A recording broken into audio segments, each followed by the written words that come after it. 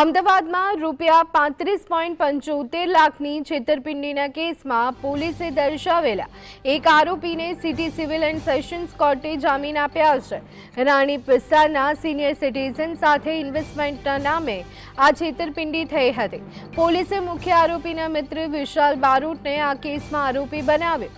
Chargesheet રજૂ થાય તે પહેલા જ કોર્ટે ચોક્કસ મુદ્દાઓને આધારે આરોપીની જામીન અરજી મંજૂર કરી હતી। કોર્ટે ખાસ નોંધ્યું હતું કે આરોપી વિશાલ બારોટના ખાતામાં છેતરપિંડીની કોઈપણ રકમ જમા થઈ હોવાના પુરાવા પોલીસ કોર્ટમાં રજૂ કરી શકી નથી। તો આરોપીને સિટી સિવિલ અને સેશન્સ કોર્ટે જામીન આપ્યા છે। અમદાવાદમાં ₹35.75 લાખના છેતરપિંડી કેસમાં પોલીસે દર્શાવેલા એક આરોપીને સિટી સિવિલ એન્ડ સેશન્સ કોર્ટે જામીન આપ્યા છે। રાણીપ વિસ્તારના સિનિયર સિટીઝન સાથે ઇન્વેસ્ટમેન્ટના નામે છેતરપિંડી થઈ હતી।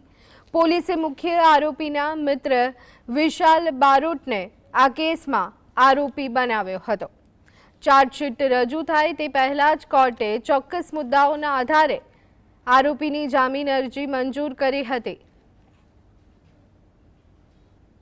રોલ એટ્રીબ્યુટ કરી શકેલ નથી અને આ જ રીતે જ્યારે સાયબર ક્રાઇમની અંદર અત્યારે મુખ્યત્વે આટલા બધા કેસ બની રહ્યા હોય, નામદાર કોર્ટે પણ એપ્રિશિએટ કર્યું અને જોયું કે હાલના અરજદારનો રોલ એ સ્પેસિફિકલી પ્રસ્થાપિત કરવામાં police station agency cyber crime એ નિષ્ફળ ગયેલ છે અને આ જ કારણસર એપ્રિશિએટ કરી અને હાલના કામના અરજદારને ચાર્જશીટ સુધી જેલમાં ન રાખતા ચાર્જશીટ અગાઉ જ માત્ર 20 દિવસની અંદર જામીન ઉપર મુક્ત કરેલ છે।